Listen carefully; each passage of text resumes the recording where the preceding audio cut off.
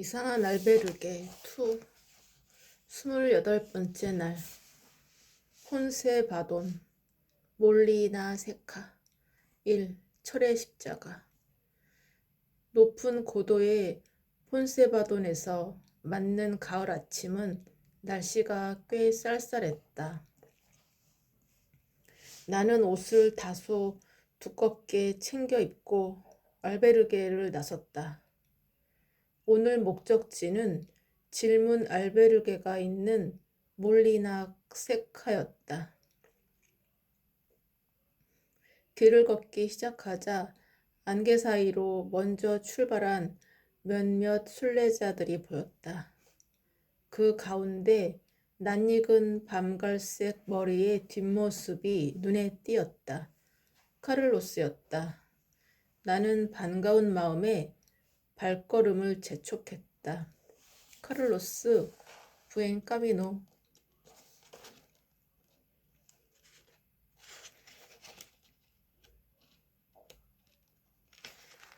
수연이군요.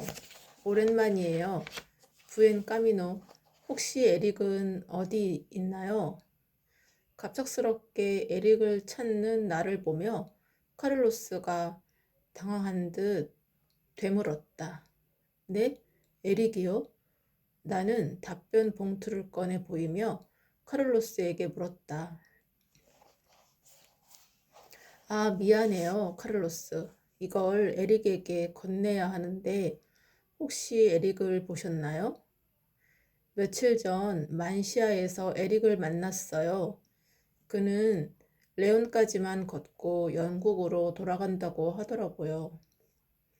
만시아에서 레온까지는 하루면 갈 수 있으니 지금쯤은 영국으로 돌아가지 않았을까요? 네? 왜 중간에 돌아간 거죠? 글쎄요. 저도 자세히는 모르겠지만 무리했는지 안색이 아주 안 좋더라고요. 나는 질문 알베르게에서 에릭과 헤어졌을 때가 생각났다. 그리고 내 손을 꼭 잡고 답변지를 전해주던 모니카의 모습이 떠올랐다. 마음 한쪽이 아려왔다. 카를로스, 혹시 에릭의 페이스북 계정을 아시나요? 아니면 다른 연락처라도? 아니요, 저도 모른답니다. 에릭이 연락처를 알려주고 싶어 하지 않는 것 같아 물어보지 않았어요. 네, 어쩔 수 없군요. 고맙습니다. 네, 어쩔 수 없군요. 고맙습니다. 나는 혹시라도 페이스북을 통해 에릭과 연결될지도 모른다는 신락 같은 희망을 가지고 카를로스에게 페이스북 아이디를 알려주었다. 그리고 의사인 카를로스도 내가 페이스북에 올린 답변을 보고 도움이 되었으면 좋겠다는 생각이 들었다. 나는 잠시 쉬었다가 가겠다고 말하고 카를로스를 먼저 보냈다. 그리고 모니카에게 에릭이 며칠 전 영국으로 돌아가서 답변지를 더는 전달해 줄 수가 없게 되었다는 페이스북 메시지를 보냈다. 나는 허탈한 마음을 추스르고 다시 길을 나섰다. 철의 십자가로 이어지는 길에는 안개가 자욱했다. 안개를 헤치며 조금 걷다 보니 앞서가던 순례자가 보였다. 부엔 까미노, 부엔 까미노. 그는 키가 훤칠하고 다부진 체격이었는데 자신을 알폰소라고 소개하며 이탈리아에서 왔다고 했다. 나는 알폰소와 이야기를 나누며 걸었다. 얼마 지나지 않아 돌무더기 위에 서 있는 나무 기둥 앞에 도착했다. 철의 십자가였다. 철의 십자가는 산티아고 순례길에서 가장 높은 고도인 1500m에 있었다. 자료에 의하면 이곳에서 자신이 바라는 것을 기원하거나 자신의 죄를 참회한 후 새로운 마음으로 걷기 시작한다고 했다. 철의 십자가 아래에는 세계 각국에서 온 순례자들이 메시지를 적어 가져다 놓은 돌멩이가 수북하게 쌓여 있었고, 나무 기둥에는 비닐에 넣은 편지, 사진 등이 잔뜩 매달려 있었다. 이곳에 도착한 순례자들은 십자가 기둥 아래에 가리비를 내려놓거나 돌멩이에 메시지를 적기도 했다. 한편에서는 노 부부가 눈물을 훔치고 있었다. 이 모습들을 보고 있으니 이곳은 또 다른 용서의 언덕 같았다. 나는 철의 십자가 앞에 선 사람들의 모습을 카메라에 담았다. 그때 알폰소가 가방 속에서 작은 돌을 꺼내 돌 무더기 위에 올려놓고는 마치 어떤 의식이라도 치르는 듯 눈을 감고 묵상했다. 잠시 후 알폰소가 눈을 뜨더니 나를 바라보며 말했다. 수연, 그거 알아요? 이곳을 지나는 사람들은 고향의 돌이나 자신에게 의미 있는 물건을 가져와서 놓고 가지요. 여기 보이는 사진이나 편지, 그리고 물건들처럼 말이에요. 아마 그동안 짓눌러왔던 삶의 무게나 그리움 등을 내려놓는 것이 아닐까 생각해요. 그럼 알폰소는 무엇을 내려놓았어요? 내 질문에 알폰소는 잠시 머뭇거리더니 대답했다. 헤어진 여자친구에 대한 미련. 알폰소는 말끝을 흐리면서 먼 하늘을 바라보았다. 그의 눈빛은 여자친구와 나누었던 추억과 작별 인사를 하는 듯 했다. 그때 툭 하며 무언가 묵직하게 부딪히는 소리가 귓가에 들렸다. 한 중년 남자가 커다란 돌을 배낭에서 꺼내 십자가 기둥 앞에 놓는 소리였다. 얼마나 삶이 무거웠으면 저런 큰 돌을 여기까지 짊어지고 왔을까? 만약 질문 알베르게에서 답변을 받지 않았더라면 나 역시 저 사람처럼 내가 짊어지고 있던 삶의 무게를 여기에 내려놓고 싶었을 것이다. 새삼 답변을 통해 내가 많이 변했다는 것이 느껴졌다. 알폰소는 여전히 아련하게 하늘을 바라보고 있었다. 그에게는 혼자만의 시간이 필요한 것 같았다. 나는 알폰소를 뒤로하고 돌 무더기를 내려놨다. 조금 전 눈물을 훔치었던 노부부가 배낭에 묻은 흙먼지를 털고 있었는데 어디선가 낯익은 얼굴이었다. 어디서 보았더라? 아, 기억났다. 용서의 언덕에서 부모님을 떠오르게 했던 그 노부부구나. 그때 노부인은 나에게 다가와 먼저 인사를 건넸다. 안녕하세요. 혹시 한국에서 왔나요? 한국어로 인사를 건네는 노부인에게 나도 반갑게 인사했다. 네, 안녕하세요. 아, 맞구나. 반가워요. 우리도 한국에서 왔어요. 반갑습니다.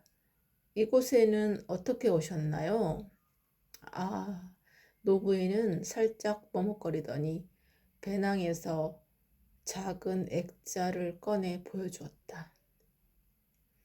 그 액자 안에는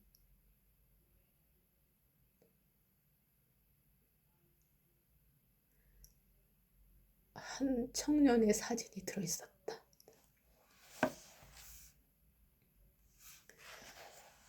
우리 아들이에요. 노 부인의 아들은 사진 속에서 강아지를 안고 환하게 웃고 있었다. 5년 전에 병으로 죽었는데 이제야 여기 와서 내려놓게 되네요. 그런 일이 있었군요. 아드님이 무슨 병으로요? 후천적 발달 장애였어요. 태어날 땐 정상이었는데 자라면서 몸이 이상이 왔지요. 병원에 갔더니 글쎄 노부인의 목소리가 감정이 북받친 듯 떨려오기 시작하자 옆에 있던 남편이 그녀 대신 말을 이었다. 아들의 상태를 처음엔 받아들이기 무척 힘들었죠. 집안엔 그런 병력도 없었고 왜 우리 부부에게 이런 일이 생기나 원망도 했고요. 자식을 먼저 보낸 노부부의 사연을 듣자 용서의 언덕과 라비르헨 델 까미노에서 만났던 조슈아가 생각났다. 서로 다른 경우였지만 자식을 잃은 부모의 심정은 마찬가지일 것 같았다. 노부인이 눈물을 훔치며 다시 말을 이어나갔다. 그래도 예상 수명보다는 오래 살았어요. 병원에서는 길어야 29살까지 살 수 있을 거라고 했는데 우리와 2해 더 함께 했어요. 우리 아이는 좋은 곳으로 갔을 거예요. 참 밝은 아이였거든요. 노 부인의 목소리에서는 이미 5년이 흘렀지만 아들을 먼저 떠나보낸 고통이 오롯이 남아 있었다. 왜 이들은 자식을 먼저 떠나보내야 했을까? 왜 자식은 죽어서도 부모에게 고통을 남기는 것일까? 지난번 답변에서는 잘못이 있어야 아픔을 겪는다고 했는데 이들에게는 어떤 잘못이 있을까? 어떤 잘못이 있었을까? 나는 쓸쓸하게 손을 흔들며 떠나가는 그들을 배웅했다. 2. 비트코인맨을 만나다. 언제 내려왔는지 알폰소가 내 옆에 있었다. 알폰소, 떠나간 여자친구에 대한 의식은 잘 치렀어요? 네, 어느 정도는요. 알폰소의 표정을 보니 어느 정도 감정이 정리된 듯 했다. 그가 철의 십자가가 있는 돌 무더기를 가리키며 말했다. 수연, 저기 좀 봐요. 저기 아이들을 데리고 십자가 앞에서 서 있는 사람들 말이에요. 그의 손가락이 가리키는 곳에는 조금 전 내가 내려오면서 보았던 가족들이 있었다. 아, 저 사람들이 조금 전에 올라가는 걸 봤어요. 저들이 바로 비트코인맨 가족이에요. 비트코인맨 가족이요? 혹시 못 들어봤어요? 전 재산을 비트코인에 몽땅 투자하고 세계 여행을 다닌다는 가족이요. 2년 전쯤부터 여행한 걸로 아는데 얼마 전 유튜브에 최근 소식이 올라와 있더라고요. 스페인을 여행한다기에 혹시나 했는데 여기서 마주치게 될 줄은 몰랐네요. 비트코인에 전 재산을 투자했다고요? 나는 깜짝 놀라 비트코인맨 가족을 다시 바라보았다. 긴 머리를 풀어헤친 중년의 남자가 아내와 아이 2명과 함께 가지고 온 돌을 조심스럽게 내려놓고 있었다. 근데 왜 하필 비트코인에 투자했을까요? 모르겠어요. 그런 쪽으로 지식이 있었나 봐요. 암튼 부러워요.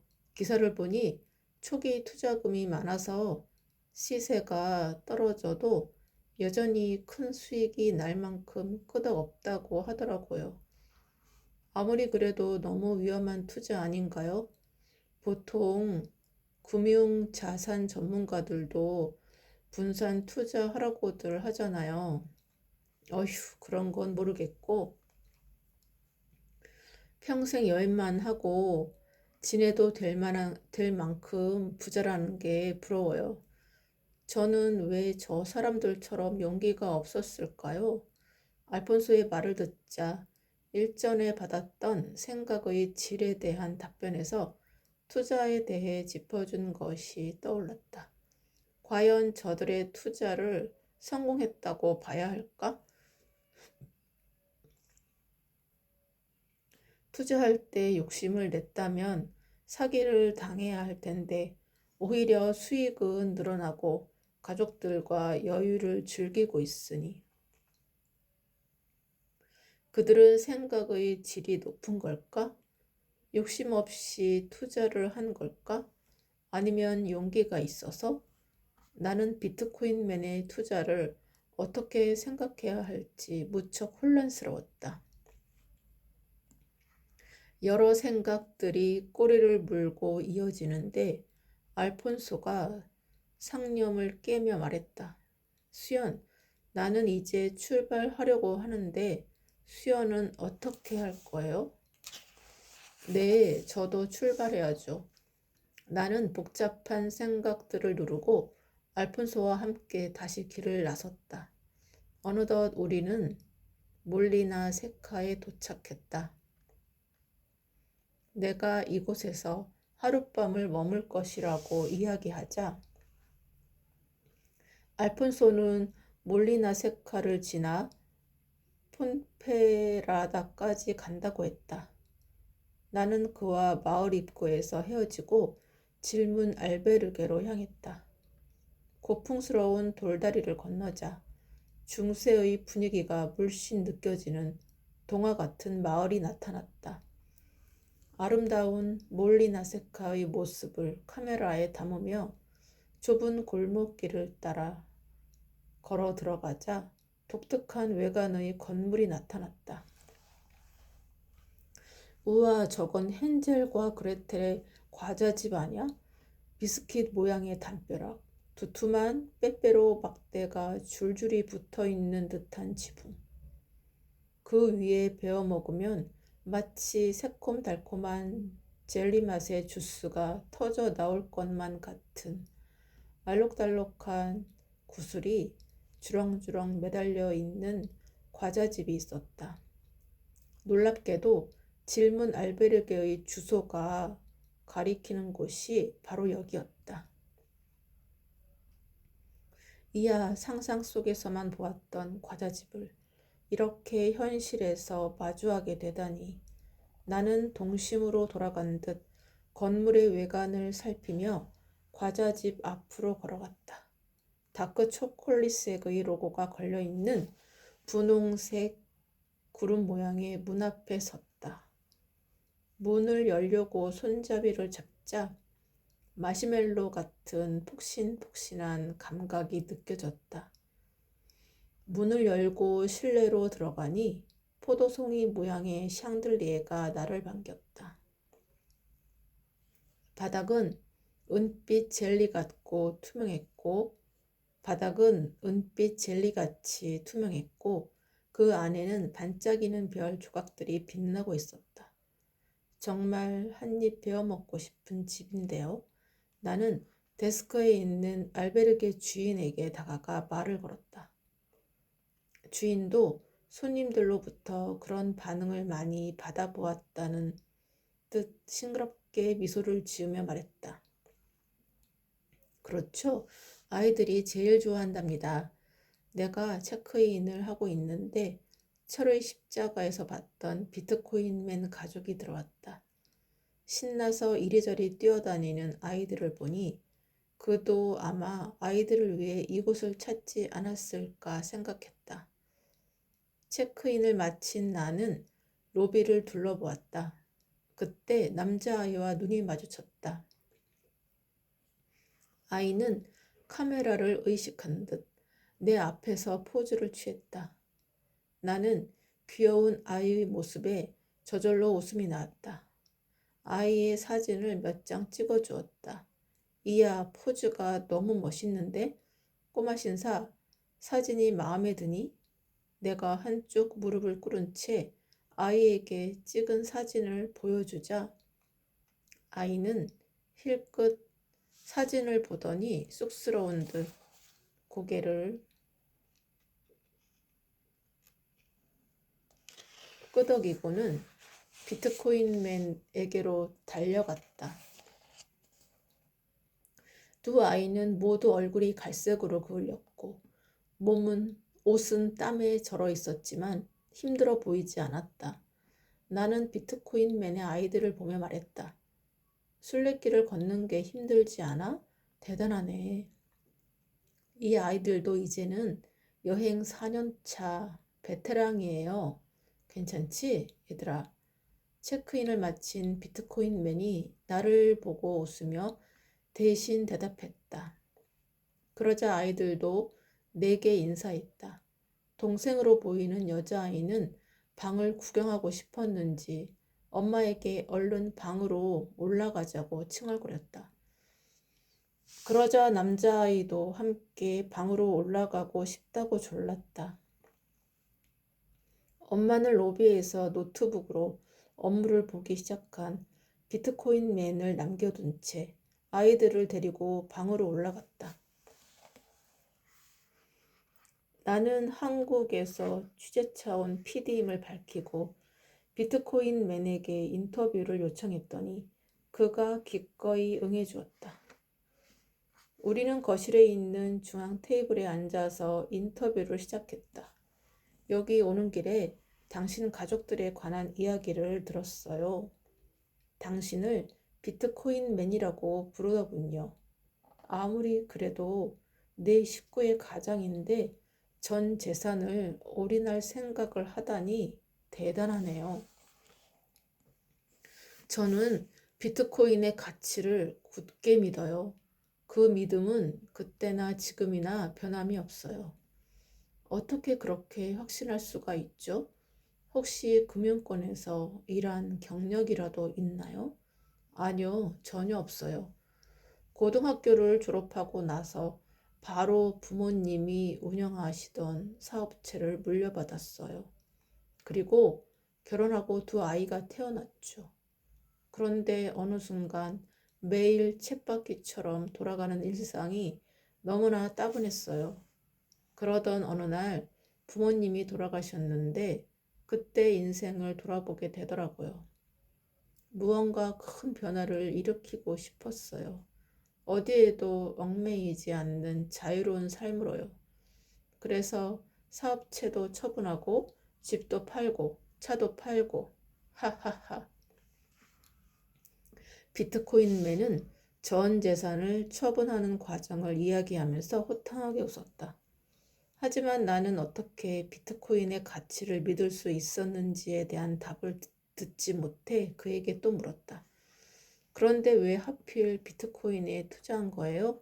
그전부터 비트코인에 대해 관심을 가지고 조금씩 채굴하고 있었어요. 그러면서 불안정한 금리, 각종 금융사고 등으로 현재의 통화 시스템이 매우 불편하다는 것을 알게 되었죠. 당시에도 많은 사람들이 저와 비슷한 불편함을 호소하며 현재의 통화 시스템에 한계가 있다는 걸 느끼고 있음을 알게 되었죠. 그러다가 몇몇 경제학자들의 말처럼 암호화폐가 미래에는 화폐의 대안이 될 거란 생각이 들었어요. 지금은 통화 시스템이 바뀌고 있는 과도기이지만 암호화폐가 상용화되기까지는 아직은 갈 길이 멀어요. 갈 길이 멀지요. 통화 시스템은 사회 시스템과 긴밀하게 연결되어 있어서 어느 날 갑자기 확 바뀌기는 어려우니까요. 그래서 저는 우선 암호화폐가 상용화될 수 있도록 작은 노력부터 하고 있어요. 그렇게 하다 보면 언젠가는 통화 시스템의 혁명이 이루어질 수 있다고 생각해요. 통화 시스템의 혁명이라. 네, 그래요. 제 인생의 변화기에 본격적으로 비트코인에 투자하기로 결정했어요. 그리고 비트코인만으로 생활하는 우리 가족의 일상을 전 세계에 보여주면서 비트코인 사용법을 사람들에게 홍보하기로 했죠. 그런데 아직 상용화가 되지 않아서 사용처가 별로 없지 않나요? 온라인 사이트도 그렇고. 유럽과 북미 쪽은 가맹점이 많아서 불편함이 별로 없어요. 그런데 그 외의 지역에서는 가맹점도 부족하고 설령 비트코인 ATM을 찾아도 작동이 안 되거나 아예 폐쇄된 곳이 많아서 어떨 땐 그냥 숙소에서 코코아만 마신 적도 있었죠. 하하하. 순례길도 사용처가 거의 없지 않나요? 스페인은 그래도 유럽이잖아요. 도시에서 비트코인 ATM을 발견했을 땐 미리 현금을 두둑이 뽑아뒀죠. 아이들이 있으니까 철저하게 준비해야 하거든요. 비트코인에 투자해서 거액을 벌었다는 사람들과 망한 사람들의 이야기를 참 많이 들었어요. 사실은 저도 남들이 다 하고 있는 비트코인 투자를 나만 안 하고 있는 게 아닌가 하고 생각했어요. 하지만 바쁜 업무에 쫓겨서 금방 잊어버리긴 했지만요.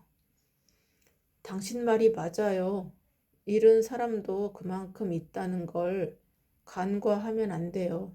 우리 가족은 이 프로젝트로 백만장자가 될 생각은 전혀 없어요.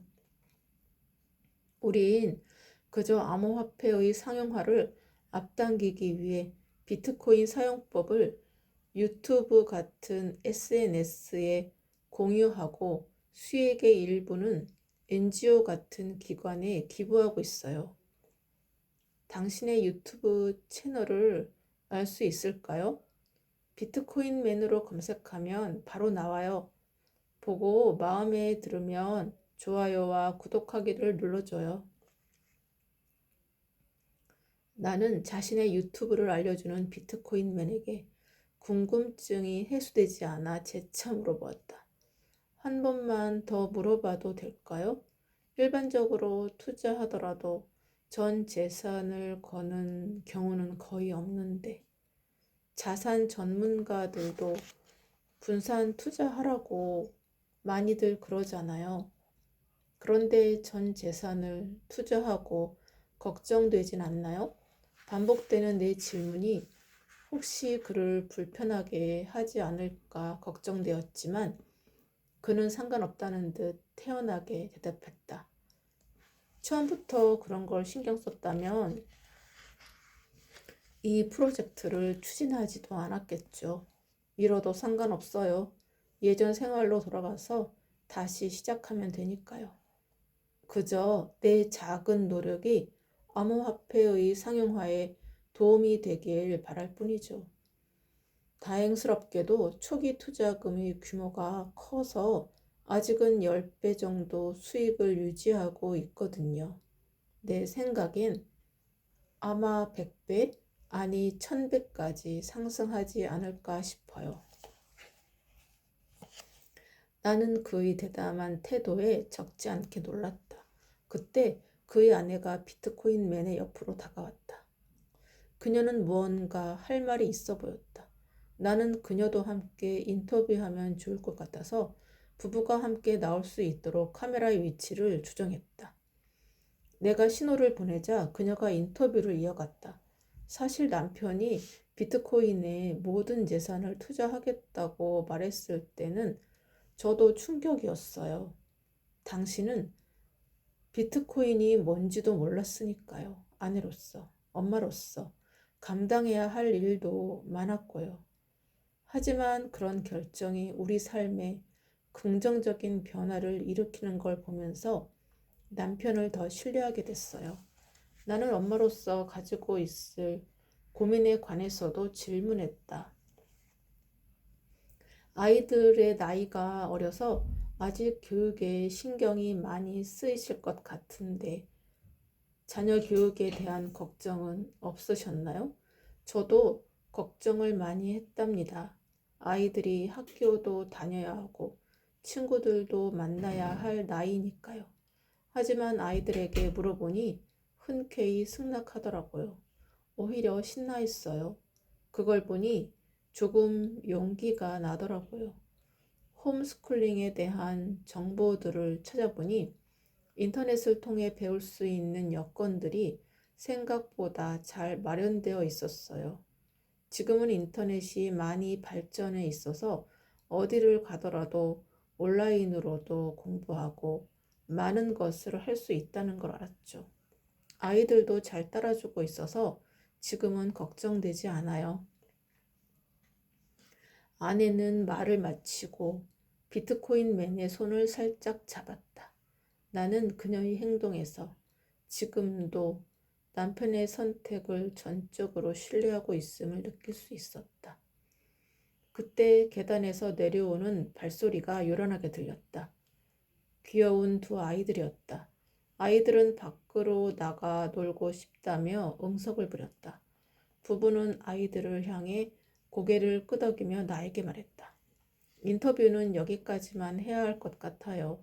이제 아이들과 함께 놀아줘야 할 시간이에요. 나는 비트코인맨 부부와 악수를 나누고 감사의 인사를 전했다. 네, 인터뷰에 응해주셔서 고맙습니다. 그럼 좋은 시간 되세요. 아이들과 함께 야외 정원으로 나가는 비트코인맨 부부는 익숙한 듯 스마트폰을 꺼내어 촬영을 시작했다. 아마도 자신들의 유튜브 채널에 올릴 영상을 촬영하는 것 같았다. 평범하면서도 평범하지 않은 듯한 훈훈한 가족의 일상이었다. 하지만 비트코인맨과의 인터뷰를 통해 나는 더 혼란스러워졌다. 저들은 어떻게 전 재산을 투자하고도 재미있게 여행하며 살 수 있는 것일까? 내 주변의 사람들만 보더라도 투자해서 망하는 사람들이 많았는데 그들은 왜 그렇게 되었던 것일까? 방으로 돌아온 나는 이런 복잡한 심경을 그대로 질문 카드에 적었다. What is your question? 주위를 보면 요즘 많은 사람들이 암호화폐에 관심이 있습니다. 오늘은 전 재산을 비트코인에 투자했다는 비트코인맨의 가족을 만났습니다. 그는 10배의 수익을 유지하고 있고 그 돈으로 기부도 하고 있다고 합니다. 그리고 그는 비트코인의 상용화를 위해 노력하고 있다고 했습니다.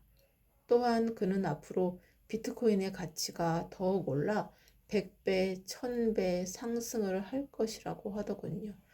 그런데 저는 주변에서 비트코인에 투자했다가 손해를 본 사람들도 많이 보았습니다.